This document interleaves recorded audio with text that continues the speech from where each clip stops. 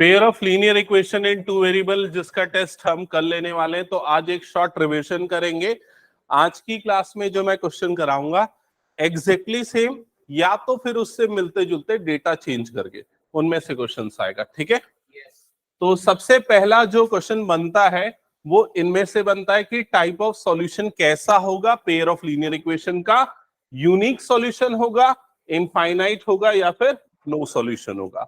अगर solution unique या फिर इनफाइनाइट हो तो पेयर ऑफ इक्वेशन को कंसिस्टेंट बोला जाता है, और अगर नो सॉल्यूशन हो तो उसको inconsistent.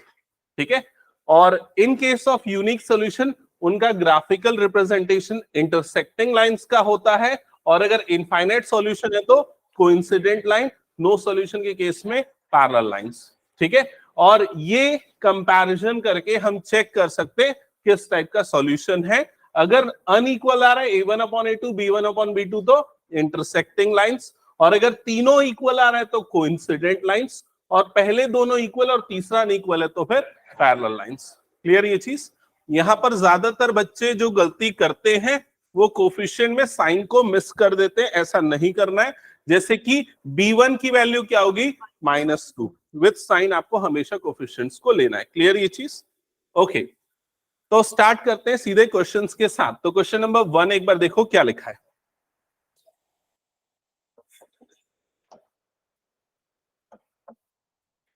The value of k for which pair of this and this equation has infinitely many solution।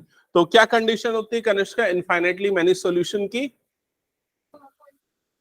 Coincident. ठीक है, और आगे रेशियोज कैसे होने चाहिए? तीनों इक्वल होने चाहिए। a1/a2 is equal to b1/b2 is equals to c1/c2। तो a1 की वैल्यू क्या है देखो यहां पर, बताओ a1 की वैल्यू क्या है? k। a2 की वैल्यू क्या है? a2 की वैल्यू क्या है? 6। हाँ ठीक है, इज इक्वल टू b1 की वैल्यू क्या है? 1, या फिर अगर इसको हम इधर शिफ्ट करके लिखें तो वो क्या हो जाएगा? -1 हो जाएगा। समझ में आई ये चीज? और यहां पर अगर इसको इधर शिफ्ट करें तो 6x - 2y is equal to क्या हो जाएगा? 3। तो b1 की जगह पे आ जाएगा -1, और b2 की जगह पे क्या आ जाएगा? -2 इज इक्वल टू c1/c2। तो ये कितना आ जाएगा? 2/3। क्लियर हुआ ये चीज? अब यहां पर ध्यान देना, ये दोनों चीजें कैंसल आउट हो जाएंगी। तो k/6 is equal to 1/2 is equals to 2/3। अब ये देखो कि k की कौन सी वैल्यू पुट करने पे ये तीनों रेशियोज इक्वल आएंगे। कौन सी वैल्यू पुट करने? अगर 3 रखूंगा तो ये क्या आ जाएगा? 1/2। ये दोनों इक्वल है, लेकिन क्या ये इक्वल होगा? नहीं होगा। अगर k की वैल्यू -3 रखता हूं तो क्या हो जाएगा? -1/2, तब भी नहीं होगा। 4 रखूंगा तो कितना हो जाएगा? 2/3। तो ये दोनों इक्वल है, लेकिन ये नहीं होगा। तो k की इन तीनों में से कोई भी वैल्यू पुट कर लो, ये तीनों कभी भी आपस में इक्वल नहीं होंगे। तो क्या आएगा आपका आंसर? Does not exist. समझ में आया ये चीज सभी को? नोट डाउन करते चलो एटलीस्ट क्वेश्चंस फटाफट। अभी इसको स्किप करो अगले क्वेश्चन से। हाँ बोलो प्रेक्षा। सर जो आप क्वेश्चंस करवा रहे हो उसी में से आएंगे पेपर में? हाँ उसी में से, या फिर उससे सिमिलर क्वेश्चन डेटा चेंज करके। ठीक है? Yes sir. हाँ, k की वैल्यू 3 कैसे आई? इन दोनों को लेके सॉल्व करने से आई ना। तो k की वैल्यू 3 रखने पे क्या तीनों इक्वल आएगा? नहीं आएगा। अगर तुम इन दोनों को इक्वल लेके सॉल्व करोगे तो k की कोई दूसरी वैल्यू आएगी। तो हमको k की वैल्यू निकालने तक आंसर माना नहीं जाएगा। k की वैल्यू पुट करने पे ये कंडीशन सेटिस्फाई होनी चाहिए। क्लियर हुआ ये चीज सभी को? हटा दो इस क्वेश्चन को, फिर मैं नोट कर लेना, बाद में मैं शेयर कर दूंगा इसमें। ठीक है, लेकिन अब आगे से जो क्वेश्चन है ना उसको फटाफट नोट करते चलना। सो नेक्स्ट क्वेश्चन सामने आपको देखो स्क्रीन पे दिख रहा है, क्या है एक बार पढ़ो और समझो। Solve the pair of equation x is equal to 3, y is equal to -4 graphically। तो ये पेयर ऑफ इक्वेशन को ग्राफिकली सॉल्व करना है। फर्स्ट इक्वेशन क्या देख रही है? x is equal to 3, और सेकेंड इक्वेशन है y इज इक्वल टू -4। अच्छा ये बताओ कौन कौन बच्चे इसका ग्राफ बना सकते हैं 2D में? 2D में मतलब x एक्सिस और y एक्सिस अगर दिया हो तो उसका ग्राफ कौन कौन बना सकता है? ठीक है, रुक जाओ, मैं पहले x एक्सिस y एक्सिस बना देता हूं, तब तक आप लोग सोच लो, फिर उसके बाद बताना। ये हो गया x एक्सिस, ये हो गया y एक्सिस, x की वैल्यू 0 1 2 3 4 -1 -2, y की वैल्यू 1 2 3 4 -1 -2 -3। हाँ, अब बताओ कौन कौन इसका ग्राफ बना सकता है? Okay okay, good count. चलो एक मिनट, पृथ्वी को चांस देते हैं। हाँ पृथ्वी बताओ, x इज इक्वल टू 3 का बता रहा है पहले, x इज इक्वल टू 3 का ग्राफ बता रहा है ना। ये दो अलग लाइन है, ये अलग लाइन है और ये एक अलग लाइन है, दोनों का ग्राफ अलग अलग बनेगा। हाँ x इज इक्वल टू 3 का बताओ। अच्छा ठीक है, और कोई अभिमन्यु बता। x एक्सिस में आएगा। हाँ x एक्सिस में कहां बनेगा, कैसा बनेगा, मतलब ऐसा ऐसा ऐसा ऐसा कैसे बनेगा? उसको क्या बोलते हैं? वर्टिकल बोलते हैं, स्टैंडिंग लाइन बोलते हैं। तो ये एक स्टैंडिंग लाइन या वर्टिकल लाइन बनेगी कुछ इस तरह से। समझ में आई ये चीज? और इसकी इक्वेशन क्या है? x is equal to 3। तो जब भी x is equal to a वाली लाइन होगी वो हमेशा कैसी लाइन बनेगी? Vertical line. और दूसरी लाइन कौन सी है? देखो यहाँ पर y इज इक्वल टू -4, तो वो लाइन कैसी बनेगी? Horizontal line. और वो लाइन कहां से पास होगी? यहां से पास होगी। समझ में आई ये चीज? सो solve the pair of equation this and this graphically. तो दोनों का ग्राफ प्लॉट किया और सॉल्यूशन मतलब दोनों का ग्राफ कहां पर कट कर रहा है? तो x को कहां कट कर रहा है? 3 पे, और y को कहां पर कट कर रहा है? -4 पे। That's it. समझ में आया क्वेश्चन को? Okay, next question. अच्छा इसी का एक और पार्ट है, इसको इरेज कर रहा हूं मैं। इसी का एक और पार्ट है, देखो इसको देखो।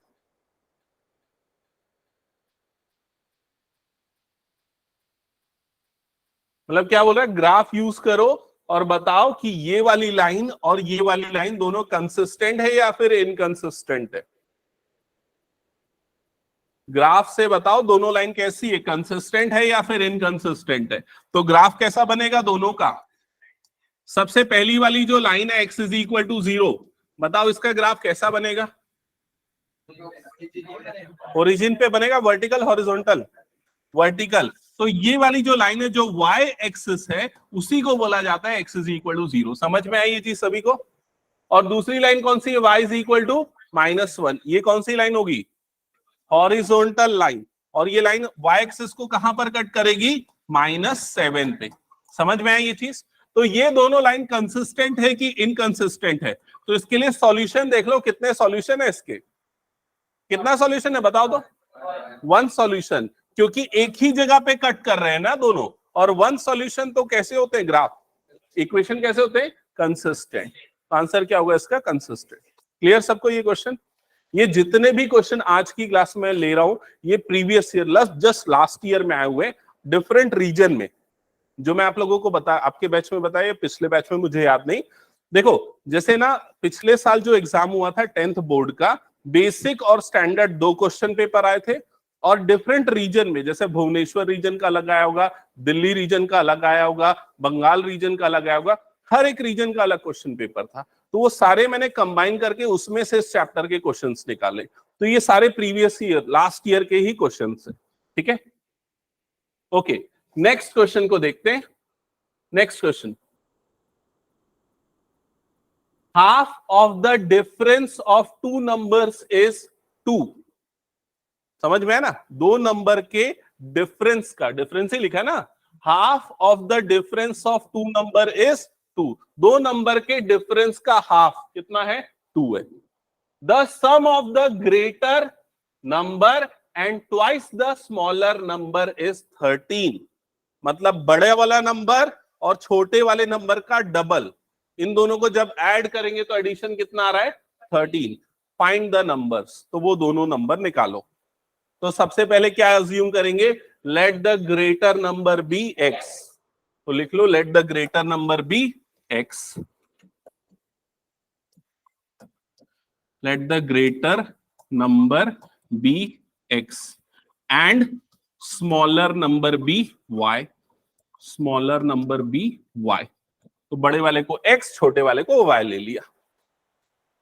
अब फर्स्ट वाली लाइन से मुझे ये बताना कि इक्वेशन क्या बनने वाली है।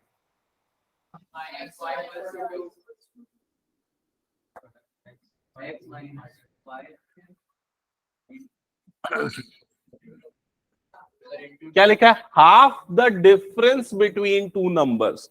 तो दोनों नंबर के डिफरेंस का हाफ। तो ये दोनों नंबर का डिफरेंस हुआ और यहां पर ये हाफ भी लगाना पड़ेगा ना। That is equal to 2। So that is equal to 2। क्या ये समझ में आया सभी को? Half the difference of two number is 2। Clear ये चीज? ये बनी फर्स्ट इक्वेशन। सिंप्लीफाई करते तो उसके लिए इस 2 को इधर क्रॉस मल्टीप्लाई कर देंगे तो x माइनस वाई की वैल्यू कितनी आ जाएगी? 4। क्लियर ये चीज? अब सेकंड इक्वेशन समझ के बताओ, स्टेटमेंट रीड करके। जो बना सकता है सेकंड इक्वेशन हैंड रेज करना, ऑनलाइन ऑफलाइन सबके लिए बोल रहा हूं। हाँ ठीक है, ठीक है। काव्य बता। करेक्ट।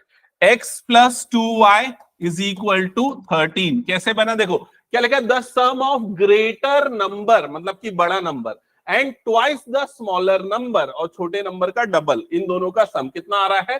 13। Find the numbers. यहां तक समझ में आया इक्वेशन बनाने तक? अब इस इक्वेशन को सॉल्व करेंगे। तो सॉल्व करने के लिए हमारे पास एलिमिनेशन और सब्स्टिट्यूशन दो मेथड्स हैं। यहां एलिमिनेशन इजीली हम अप्लाई कर सकते हैं, एक्स को एलिमिनेट किया जा सकता है। तो क्या करेंगे उसके लिए? दोनों को सब्सट्रैक्ट करेंगे। तो यहां पर सब्सट्रैक्शन के कारण साइन चेंज हो जाएगा, ये नेगेटिव, ये भी नेगेटिव और ये भी negative. Plus x minus x cut जाएगा, यहां पर माइनस वाई माइनस 2y कितना बन जाएगा? Minus 3y। और राइट हैंड साइड में कितना बचेगा? माइनस 9। अब ये माइनस और माइनस कैंसल आउट हो जाएगा और y की वैल्यू 9/3 मतलब कितना आ जाएगा? ये 3। तो यहां पर आपको y की वैल्यू मतलब कि छोटा नंबर मिल गया 3। अब बड़ा नंबर निकालना है, मतलब कि x की वैल्यू निकालनी है। तो बताओ x की वैल्यू क्या आएगी?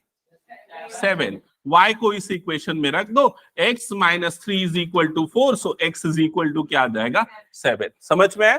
2 मार्क्स के लिए ये क्वेश्चन आया हुआ था। हटा दो इसको मैं फिर।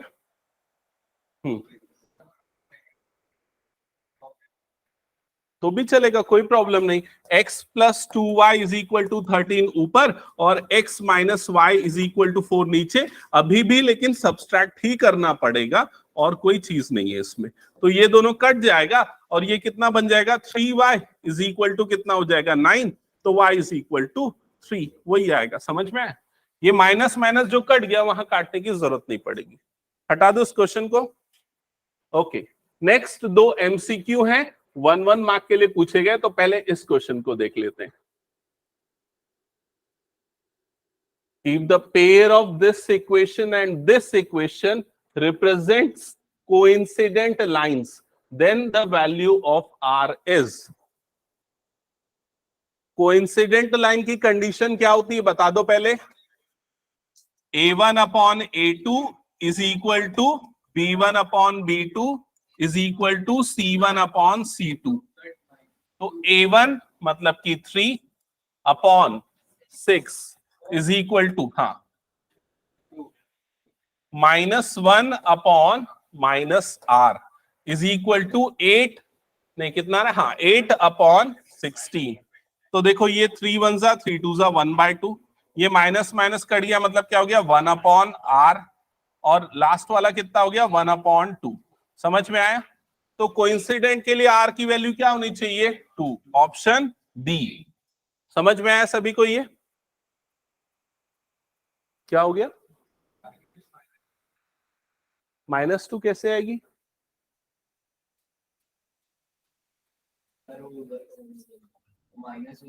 ये -1 है ना और ये -r है ना, तो यहां पर -1/-।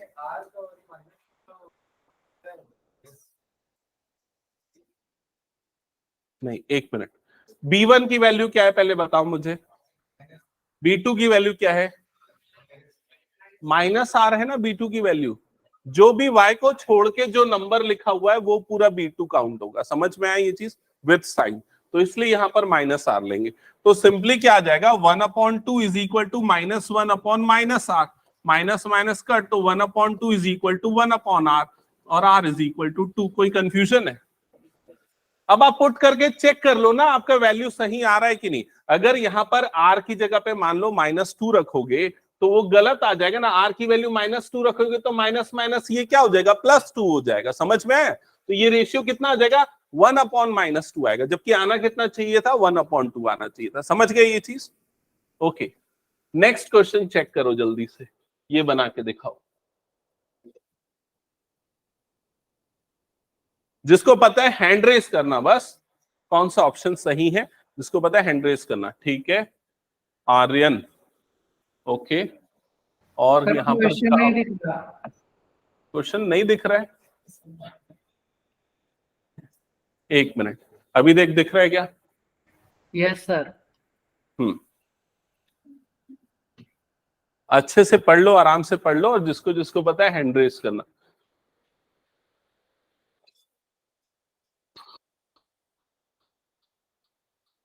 ठीक है, बताओ कौन कौन आंसर कर सकता है। ओके, एक दो बच्चे बस। ठीक है, नीलेश बता। ऑप्शन डी बिल्कुल सही है। भाई कैसे सही है, ये भूल गए क्या? x is equal to a कौन सी लाइन होती है? x is equal to a कौन सी लाइन होती है, वर्टिकल की horizontal? Vertical line x is equal to एक वर्टिकल लाइन होती है, और y is equal to b कौन सी लाइन होगी, हॉरिजॉन्टल लाइन। ये हो गया y is equal to b वाली लाइन। दोनों लाइन जहां पर कट करेगी उस पॉइंट का कोऑर्डिनेट क्या होगा, a, b। x coordinate a होगा, y कोऑर्डिनेट क्या होगा, b। तो दोनों लाइन कैसी होंगी, इंटरसेक्टिंग होगी। अभी 2 एग्जांपल देखा था ना हमने। और कहां पर इंटरसेक्ट करेगी, a, b पे। तो intersecting at a, b। Simple question था ये, तो मुझे लग रहा था आंसर कर देना चाहिए था तुम। ठीक है, हो गया, ये हटा दो। ओके, चलो नेक्स्ट क्वेश्चन पे आते हैं। हाँ, ये थोड़ा सा ट्रिकी है, बोला जा सकता है।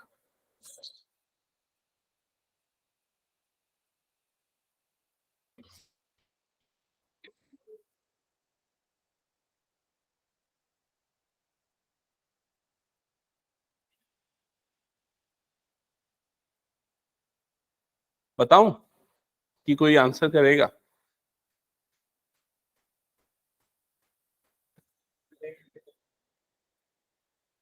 हिंट दूं? हिंट ये है कि इसका ग्राफ बनाओ।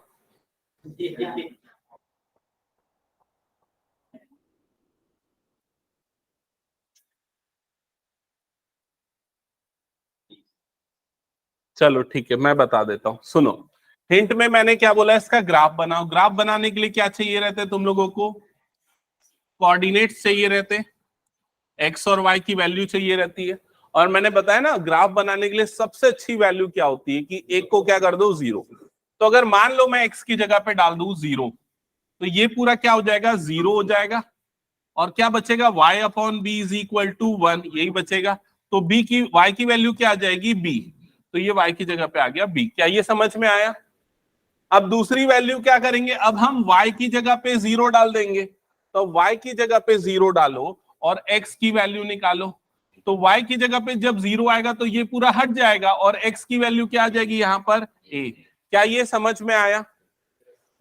अब इसके बाद इसका हम ग्राफ प्लॉट करते हैं। तो देखो, ग्राफ प्लॉट करने के लिए पॉइंट्स चाहिए होते हैं, और ये वाला पॉइंट क्या दिख रहा है तुमको, 0, b।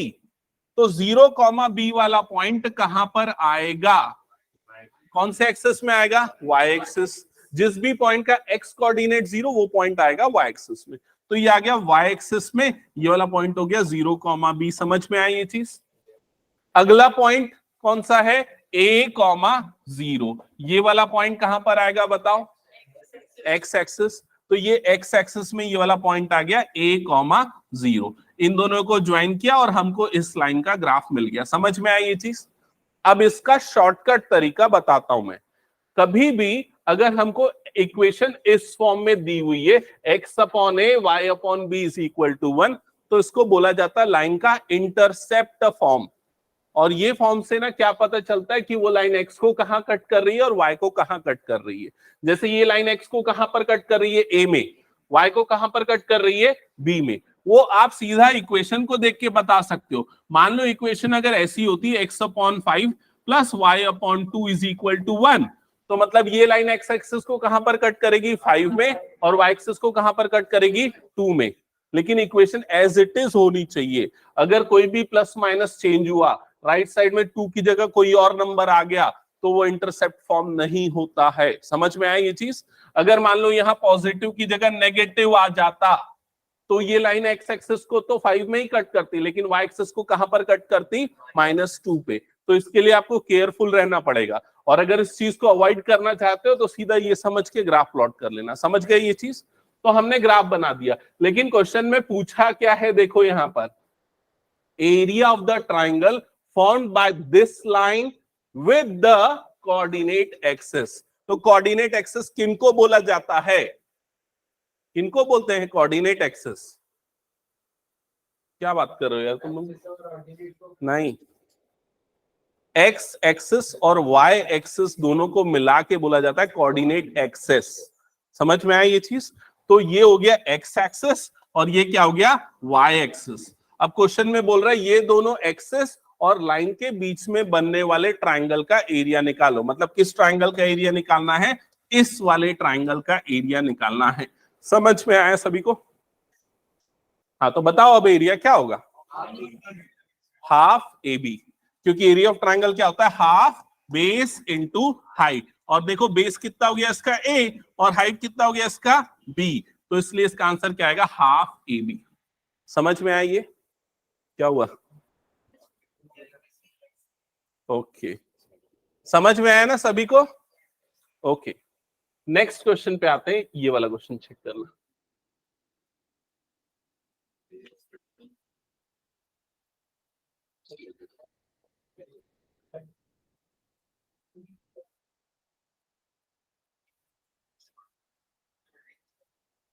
ये इक्वेशन है, ये इक्वेशन है, और ये दोनों इक्वेशन किस तरह की लाइन को रिप्रेजेंट्स करती हैं? पहले इस इक्वेशन को स्टैंडर्ड फॉर्म में अगर लिख दूं तो 2x minus 5y is equal to 6 हो जाएगा। दूसरी इक्वेशन 15x माइनस 6, नहीं 15y लिखा है क्या? ओह सॉरी, 15y ये पॉजिटिव है, और वो 6x इधर आएगा तो -6x इज इक्वल टू कितना हो जाएगा? -18। ठीक है, तो सबसे पहले a1 अपॉन a2 निकाल लेते हैं। तो 2 अपॉन -6 मतलब कितना हो जाएगा? -1 upon 3। b1 upon b2 -5 upon 15 तो कितना हो जाएगा? -1 upon 3। c1 upon c2 6 upon -18 मतलब क्या आ जाएगा? -1 अपॉन 3। तो कौन सी लाइन होंगी? Coincident line. हाँ, ऑनलाइन में किसी को कुछ बोलना? हाँ आर्यन बोलो। सर आंसर बता रहा था मैं। अच्छा, आंसर बता रहा था। ठीक है, सबको क्लियर हो गया ना? ये हटा दो इस क्वेश्चन को। Okay, next question. हाँ, अब ये वो क्वेश्चन है जिससे तुम लोग सबसे ज्यादा डरते हो, केस स्टडी बेस्ड क्वेश्चंस। ठीक है, हाँ, तो सबसे पहले क्या करना है? इस क्वेश्चन को देखने के बाद उसको पहले अच्छे से पढ़ना है। ठीक है, तो पहले अच्छे से पढ़ लो।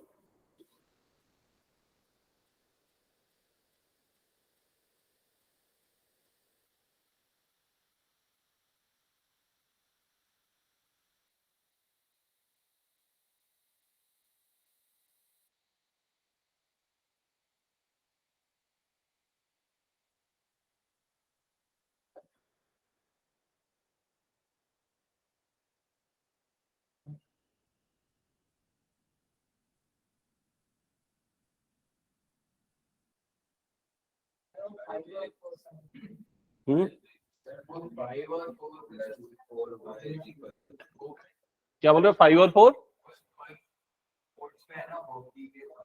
हाँ, मतलब एक बार मैं एक्सप्लेन कर दूं यहां तक की स्टोरी पूरी। एक मिनट सुन लो इधर। क्या लिखा है देखो, सबसे पहले क्वेश्चन में लिखा है कि 2 स्कूल्स है P और Q। तो मैं एक काम करता हूं, अपने हिसाब से रफ में इस डेटा को नोट डाउन कर लेता हूं। पहला स्कूल P है, दूसरा स्कूल क्या है? Q। और ये दोनों स्कूल डिसाइड करते हैं अवार्ड देना अपने स्टूडेंट्स को 2 गेम्स में। कौन कौन से गेम्स में? हॉकी में और क्रिकेट में। तो ये 2 गेम्स हैं, एक है हॉकी और दूसरा है क्रिकेट। तो हॉकी में वो कितना दे रहे हैं, ₹X पर स्टूडेंट। तो हॉकी के लिए वो ₹X दे रहे हैं पर स्टूडेंट, यहां पर लिख देते ₹X, ठीक है। और क्रिकेट के लिए कितना दे रहे हैं, ₹Y पर स्टूडेंट ₹X और पर स्टूडेंट ₹Y है, ठीक है। अब क्या बोल रहा है, school P decided to award a total amount of ₹9,500। तो ये जो स्कूल पी है वो कितना अमाउंट दे रहा है, 9,500 for the 2 games to 5 and 4 student. अब ये वाली लाइन में डिफिकल्टी जा रही है, 2 गेम्स टू 5 and 4 स्टूडेंट्स, मतलब स्कूल पी वाले जो है 5 और 4 स्टूडेंट्स को दे रहे हैं अवार्ड। और 5 स्टूडेंट कौन से गेम के हैं, तो पहला गेम कौन सा है, हॉकी का।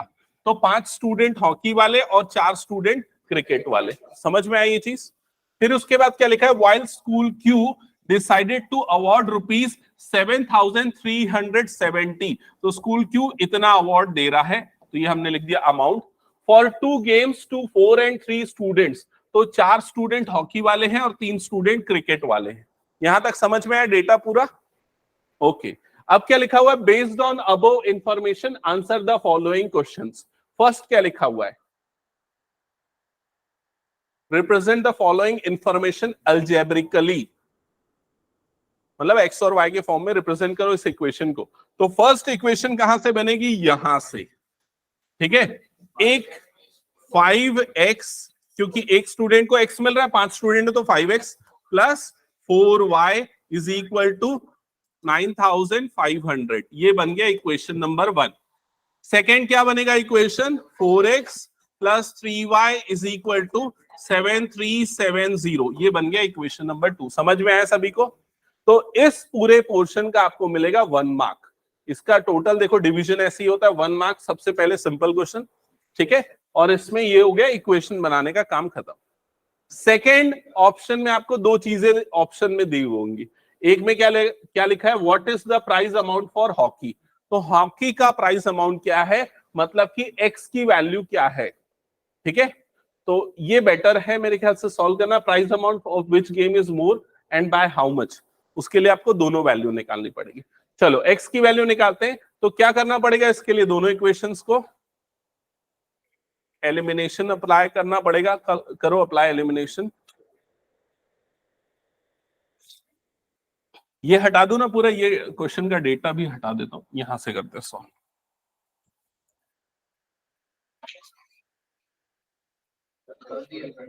एलिमिनेशन के लिए पहले कौन से वेरिएबल को एलिमिनेट कर रहे हो, y को कर देते, मेरे ख्याल से थोड़े छोटे नंबर आएंगे उसमें।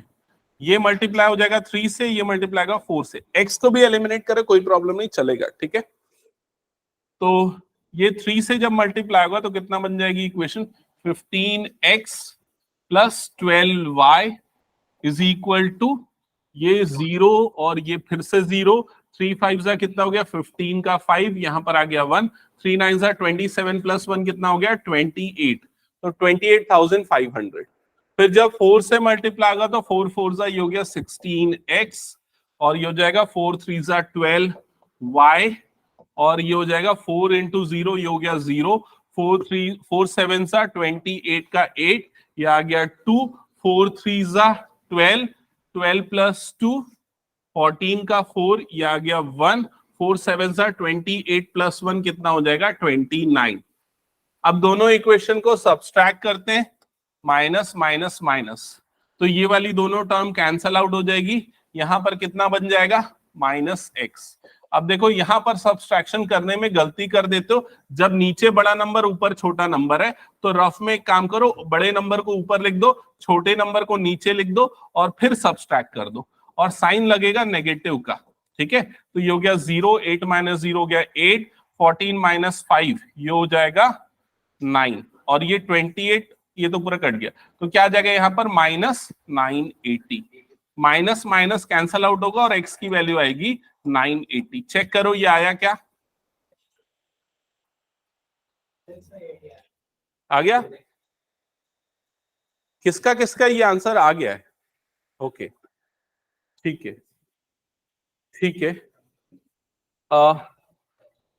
एक्स की वैल्यू अगर निकल गई ना तो तुम्हारा ये वाला आंसर बन गया, क्योंकि हमको वैसे भी हॉकी का अमाउंट निकालना था ना, ठीक है। तो ये वाला आंसर हो गया। y निकला तो फिर x निकालना पड़ेगा दोबारा, है ना। हो सकता है अभी इसमें y की वैल्यू निकालने की जरूरत पड़ भी जाए सेकंड इक्वेशन थर्ड क्वेश्चन में, ठीक है। यहां तक क्लियर हो गया सभी को। अब क्या बोल रहा है, price amount on which game is more and by how much. किसका प्राइस अमाउंट ज्यादा है, तो वो तो तब पता चलेगा जब y निकलेगा, ठीक है। तो इसके लिए अब y की वैल्यू निकालनी पड़ेगी। तो y की वैल्यू निकालने के लिए x की वैल्यू को किसी भी एक इक्वेशन में रख दो। मान लो हम इस इक्वेशन में रख दे रहे हैं, ठीक है। तो क्या हो जाएगा, 5 into 980 plus 4y is equal to 9500। कितना हो जाएगा ये, 5 8 जा 40 का 0, ये आ गया 4, 5 9 जा 4900, ठीक है। Plus 4y is equal to 9500। अब 4y इज इक्वल टू कितना आ जाएगा, 9500 माइनस 4900। बताओ डिफरेंस कितना आ जाएगा, 4600 आएगा क्या, 4600। चेक करो इसको एक बार, 15 माइनस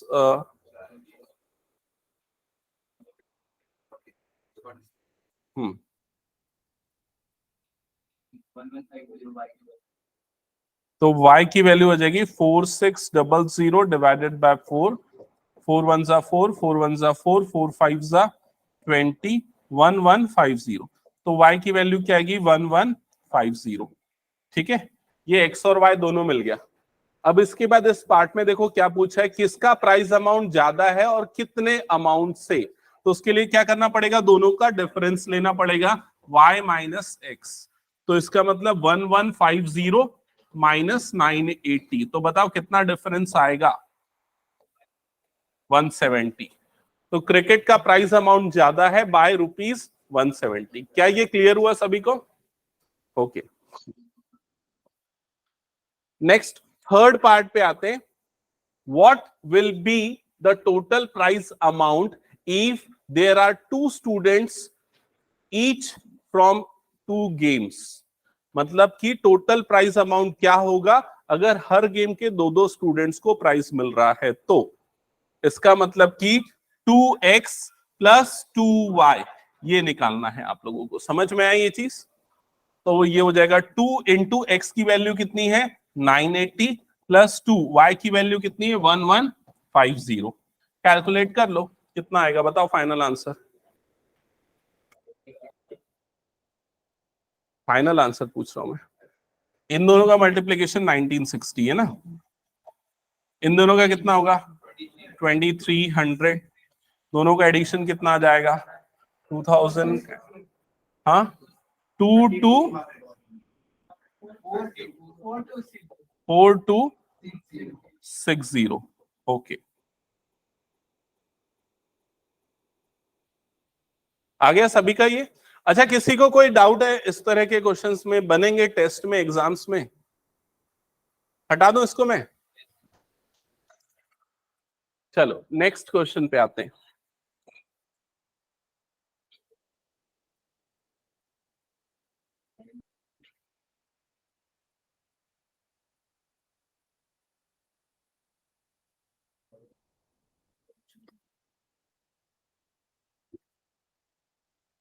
हाँ बोलो आ रहे हैं।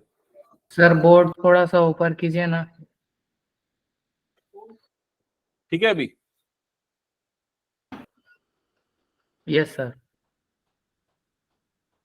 the pair of equation this and this represents the parallel lines if where a and b are integers if कौन सी कंडीशन के लिए parallel line,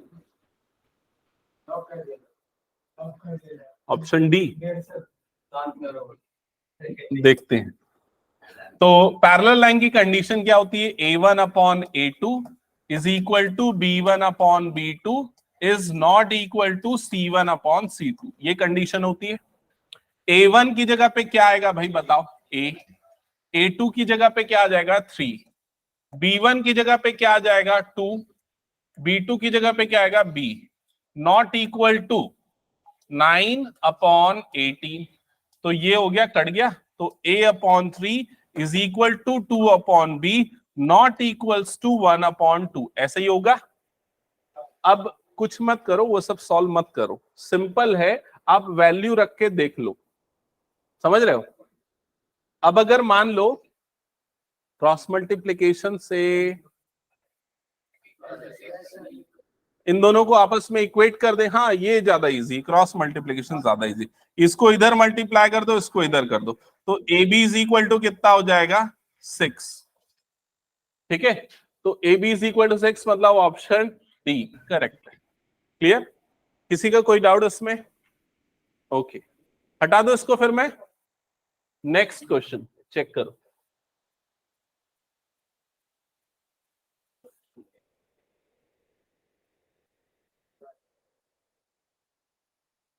The point of intersection of the line this and y-axis is given by, इसको कौन answer कर सकता है देखता हूं मैं।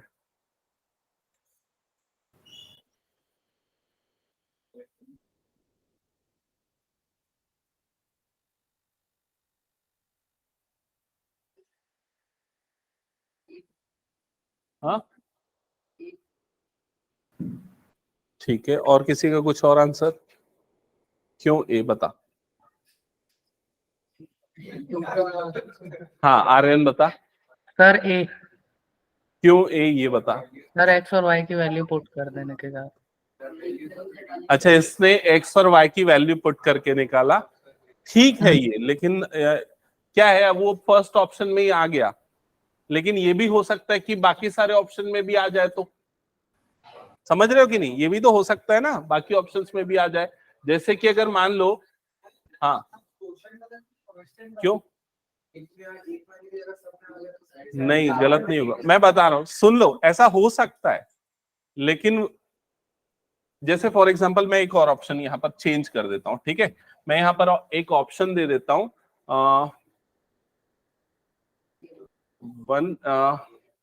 1,-2, अगर ये ऑप्शन देता हूं 1,-2, नहीं 1,-2 में तो नहीं आएगा ना, अगर मैं इसको 1,0 दे देता हूं अभी तो आएगा।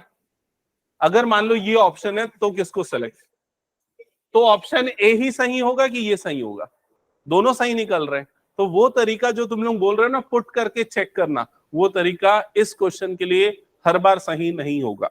दूसरा तरीके से बताओ ऑप्शन ए क्यों सही है। ये 1 मार्क का ही ना, ऑब्वियसली एमसीक्यू है, तो छोड़ दोगे तो फिर कैसे करोगे इतने इजी क्वेश्चन को। समझो, इधर पे क्वेश्चन को ध्यान से पढ़ा करो। The point of intersection of line this and, क्या लिखा है यहाँ पर, y एक्सिस, तो भाई ये अगर x एक्सिस हो गया, ये हो गया y एक्सिस, अगर ये लाइन इस y एक्सिस को कट कर रही है तो उसका कोऑर्डिनेट क्या होगा, यही पूछ रहा है।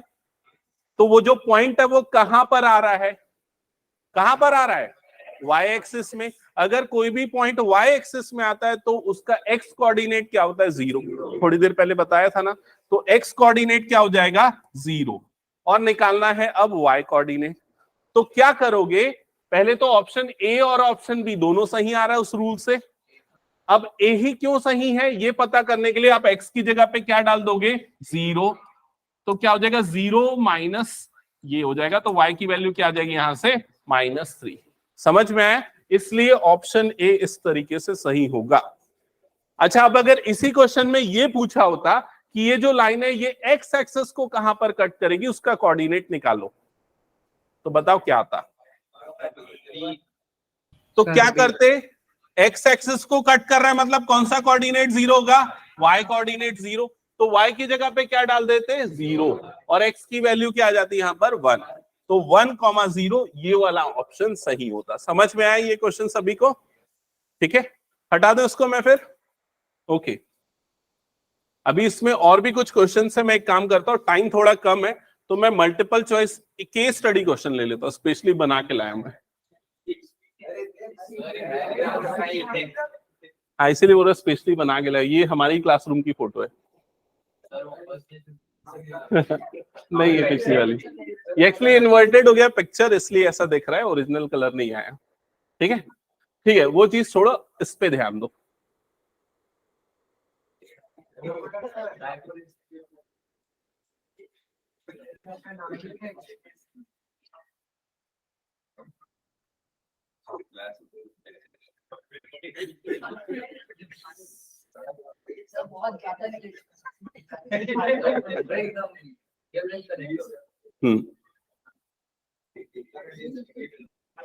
ये पिछले साल के क्वेश्चन पेपर में आया हुआ है ना, नाम एडिटेड है बस। ठीक है,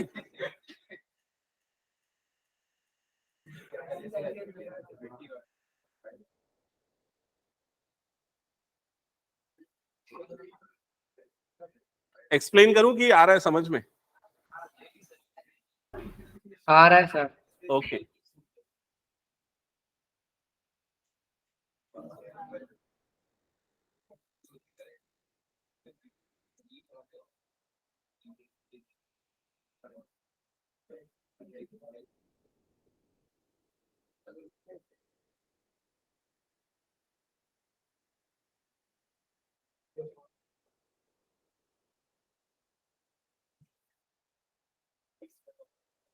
ओके, तो देखो इस क्वेश्चन को सॉल्व करने के लिए सबसे पहले क्या करना पड़ेगा, आप लोगों को टेबल के फॉर्म में सारे डेटा को अरेंज करना पड़ेगा। ठीक है, तो दो बैचेस में क्लासेस कंडक्ट होती है, एक है बैच 1 और दूसरा है बैच 2।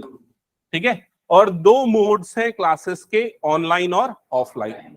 ठीक है, तो यहां पर बैच 1 में there are 20 online and 5 offline students. तो यहां पर एक काम करता हूं, ऑनलाइन लिख देता हूं और ये हो गया ऑफलाइन। तो बैच 1 में 20 ऑनलाइन है और 5 ऑफलाइन है, यहां तक क्लियर। और बैच 2 में 5 ऑनलाइन है और कितने ऑफलाइन है? 25 ऑफलाइन है। क्लियर हुआ ये चीज? तो ये काउंट दिया हुआ है। आगे क्या लिखा है? The total monthly collection of fees from batch 1 is ₹9,000। तो बैच 1 से मंथली फीस कलेक्शन कितना है यहां पर? 9,000। और क्या लिखा हुआ है? And from batch 2 it is ₹26,000। तो दूसरे बैच से कलेक्शन है 26,000। क्लियर यहां तक? आगे क्या लिखा है? Assume that each online child page ₹X। तो ऑनलाइन चाइल्ड की फीस कितनी है? X, और ऑफलाइन चाइल्ड की फीस कितनी है? Y। क्लियर हुआ ये चीज? अब फर्स्ट क्वेश्चन में क्या लिखा है? Represent the information given above in terms of X and Y। तो बताओ फर्स्ट इक्वेशन क्या बनेगी? 20x + 5y = 9,000। और सेकंड की फीस कितनी, सेकंड की इक्वेशन क्या बनेगी? 5x + 25y = 26,000। क्लियर हुआ ये चीज? ये हो गया फर्स्ट पार्ट का आंसर, इक्वेशन बनाना। सेकंड पार्ट में क्या लिखा है? Find the monthly fees paid by online child, मतलब x की वैल्यू निकालनी। Find the monthly fees paid by A online child, मतलब एक चाइल्ड ऑनलाइन अगर अटेंड कर रहा है तो उसकी फीस कितनी होगी। तो कैलकुलेट करो, बताओ। एलिमिनेशन अप्रोच यूज होगी। किसको एलिमिनेट करना है? y को, x को, किसी को भी कर सकते। x को इजी लग रहा है मुझे तो, बाकी तुम लोगों की चॉइस है। वैसे हमको निकालना क्या है यहां पर? x निकालना है क्या? y निकालना है ना? अच्छा, ऑनलाइन मतलब x निकालना है, तो फिर y को एलिमिनेट कर देते हैं। ठीक है, y को एलिमिनेट करने के लिए इस वाली इक्वेशन को किससे मल्टीप्लाई करना पड़ेगा? 4 से मल्टीप्लाई कर देंगे तो कितना हो जाएगा? 100। और इसको किससे मल्टीप्लाई कर देते हैं? 20 से, तो ये भी कितना हो जाएगा? y वाला टर्म 100। समझ में आया कि नहीं? ये चीज सेम कोफिशिएंट बनाना है, उसके लिए हमने ये किया। अच्छा, छोटे नंबर से भी तो मल्टीप्लाई कर सकते हैं ना। 5 से कर देते हैं किसको? इस वाली इक्वेशन को 5 से कर देते हैं और इसको किसी नहीं, मतलब 1 से कर देते हैं, वो ज्यादा इजी है ना। तो ये 25 हो जाएगा। ठीक है, 5 से मल्टीप्लाई करेंगे तो ये कितना हो जाएगा? 100x प्लस ये कितना हो जाएगा? 25y = 5 9 से ये कितना हो जाएगा? 45,000। क्लियर हुआ ये चीज सभी को? ठीक है, सेम कोफिशिएंट हो गए एक्स के। अब सब्सट्रैक्ट कर देते हैं, सब्सट्रैक्ट करेंगे तो ये नेगेटिव, ये भी नेगेटिव और ये भी नेगेटिव हो जाएगा। Plus 25y minus 25y cancel out हो जाएगा। 5x माइनस 100x कितना बचेगा डिफरेंस? Minus 95x। साइन का ध्यान रखना, ठीक है। और राइट हैंड साइड में कितना होगा डिफरेंस? 464500 और ये 26000, डिफरेंस आ जाएगा 1 इधर से कैरी हो जाएगा तो ये आ जाएगा 9 और 39 कितना आ रहा है? 19,000। यस 19। हाँ बोलो सर 200 माइनस, ये दोनों टर्म कैंसल आउट हुआ तो x is equal to 19,000 divided by 95। 5 से कैंसल आउट हो जाएगा, 5 1 जा 5 9 जा, 19 से डायरेक्टली कट कर सकते हैं ना, 19 5 जा 19 1 जा तो 1000 डिवाइडेड बाय 5, सो आंसर आएगा 200। ओके अब हाँ बोलो। हाँ वो ज्यादा इजी होता ना। ठीक है, मैंने वो चीज ऑब्जर्व नहीं की। पहले इसको सिंप्लीफाई कर सकते थे कॉमन निकाल के, उससे कैलकुलेशन ज्यादा इजी हो जाता है। वही किया क्या? ठीक है, ठीक है, वो बेटर ऑप्शन है। ओके तो x की वैल्यू आ गई यहां पर। अब y की वैल्यू निकालना है। y की वैल्यू आगे यूज होगी बिकॉज, तो x की वैल्यू आ गई यहां पर 200। अब y की वैल्यू निकालने के लिए x को पुट कर दो किसी भी एक इक्वेशन में। फॉर एग्जांपल हम पुट कर रहे हैं इक्वेशन नंबर 2 में, तो ये कितना हो जाएगा? 5 into 200 plus 25y is equal to 26,000। So ये हो जाएगा 1000 plus 25y is equal to 26,000। So 25y is equal to 26,000 minus 1000, मतलब ये बन जाएगा 25,000। तो y की वैल्यू कितनी आ जाएगी? 1000। ठीक है, यहां तक क्लियर सभी को?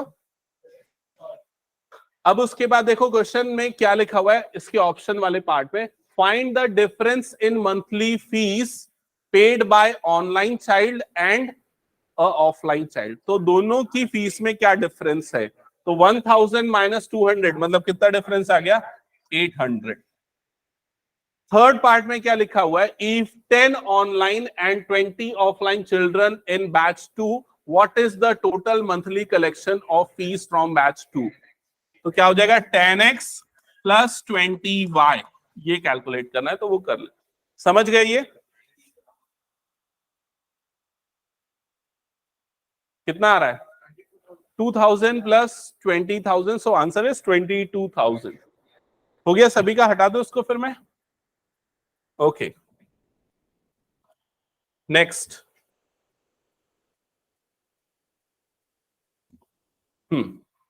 ये क्वेश्चन कर लेते हैं। ये क्वेश्चन देखो बहुत इंपॉर्टेंट है। ऐसा एक आध क्वेश्चन आपको एनसीईआरटी में भी मिलेगा, ये जो पूछ रहा था प्रखर इस तरह के क्वेश्चंस को। ठीक है, क्या लिखा हुआ है? 2 पीपल, हाँ बोलना आर्यन। सर थोड़ा सा नीचे।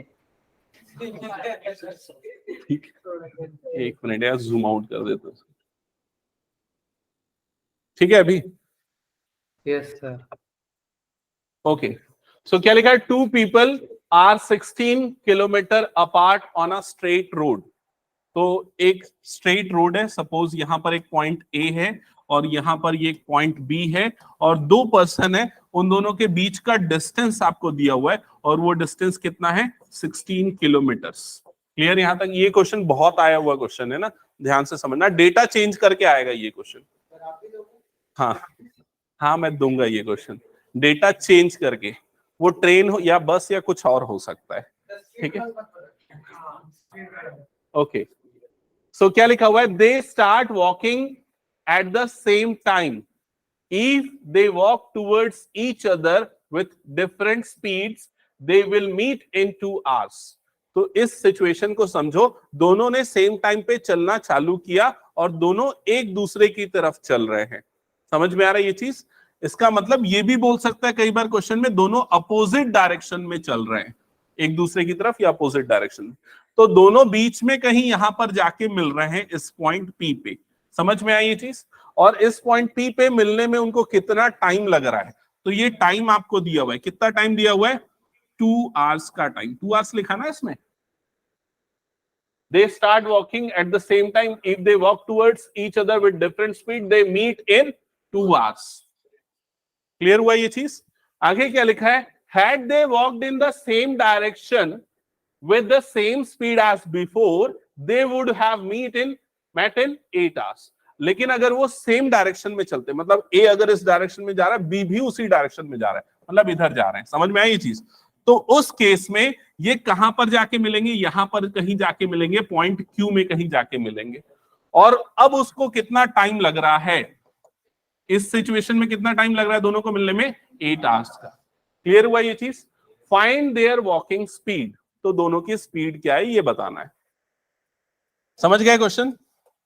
सो अज्यूम करेंगे जो पर्सन ए है उसकी स्पीड है x किलोमीटर पर आवर, और जो पर्सन बी है उसकी स्पीड है y किलोमीटर पर आवर।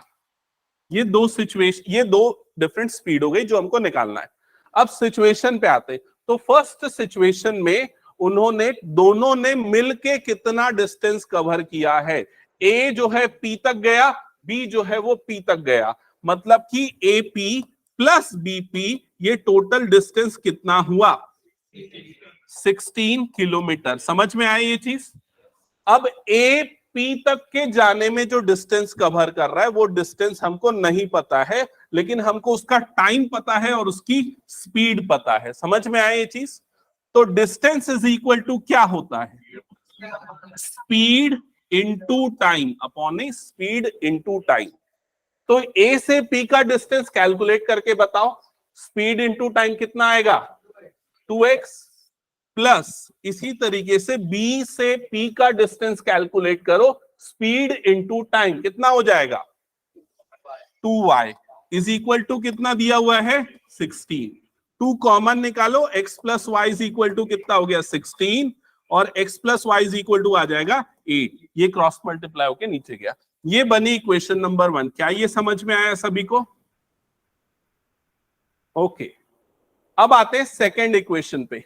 तो सेकेंड इक्वेशन थोड़ा सोच के बताओ कैसे बनेगी। सेकेंड इक्वेशन सेकेंड सिचुएशन में बनेगी जब ए कहां से कहां तक ट्रैवल कर रहा है? ए से लेके क्यू तक, और बी से लेके क्यू तक। समझ में आया? तो ये जो टोटल डिस्टेंस है, ये डिस्टेंस, इसका नाम क्या हो गया? A Q. और ये वाला डिस्टेंस कितना है? B Q. तो इन दोनों का डिफरेंस कितना होगा? A Q minus B Q कितना होगा बताओ तो? 16 होगा ना। ए क्यू इतना पूरा, बी क्यू इतना, तो दोनों को अगर माइनस करूंगा तो क्या बचेगा? ए बी, मतलब कि कितना हो जाएगा ये? 16। क्योंकि हमको यही वैल्यू पता है ना, बीच वाली वैल्यू 16, तो जो दिया हुआ है उसी के फॉर्म में हमको लाना पड़ेगा इस वजह से। ठीक है, यहां तक क्लियर सभी को? ओके, अब ए क्यू का जो डिस्टेंस है वो कैलकुलेट करो। तो वो कैसे कैलकुलेट होगा? स्पीड इनटू टाइम से। स्पीड तो उतनी ही है, लेकिन अब कितना टाइम लग रहा है? 8 आवर्स का। तो कितना हो जाएगा distance? 8x minus B Q का डिस्टेंस बताओ कितना हो जाएगा? कितना होगा बी क्यू का distance? 8y is equal to कितना हो गया ये? 16। यहां तक क्लियर सभी को? 8 निकाल लो common, x minus y is equal to कितना हो गया? 16। तो x minus y is equal to 16 upon 8, जो कि क्या आ जाएगा? 2। क्लियर ये चीज? सो सेकेंड इक्वेशन बन गई x minus y is equal to 2। अब क्या करेंगे? दोनों इक्वेशंस को एलिमिनेट, उसके लिए डायरेक्टली दोनों को क्या कर दो? ऐड कर दो।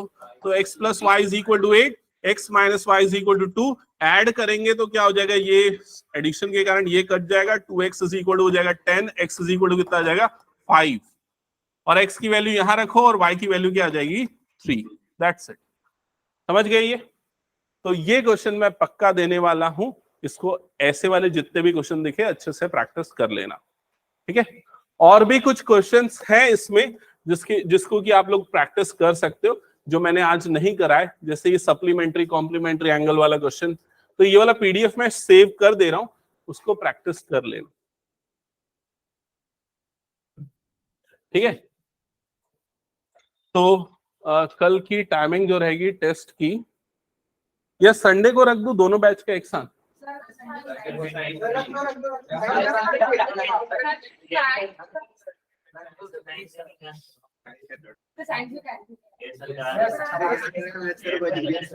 यार कल रख दीजिए, संडे साइंस का आगे शिफ्ट करवा दूंगा मैं, ठीक है? ठीक है, तो हाँ ठीक है, अभी अभी डिस्कशन मत करो। संडे को मैथ्स का टेस्ट कर लेंगे और साइंस का टेस्ट जो है ना आगे नेक्स्ट क्लासेस में करेंगे। दोनों बैच की सेम टाइमिंग पे लूंगा मैं टेस्ट। और कल अगर किसी को डाउट हो, कुछ अटेंड करना हो, तो ऑनलाइन या ऑफलाइन किसी भी तरीके से कल शाम वाली बैच को ज्वाइन कर सकते हो, ठीक है? उसमें मैं कुछ क्वेश्चंस इसमें से भी करवाऊंगा उन बैच को जो आज मैंने कराया, और कुछ एडिशनल क्वेश्चन अगर हो पाया तो, ठीक है? क्यों? कल टेस्ट दे देना फिर तुम, ठीक है? हाँ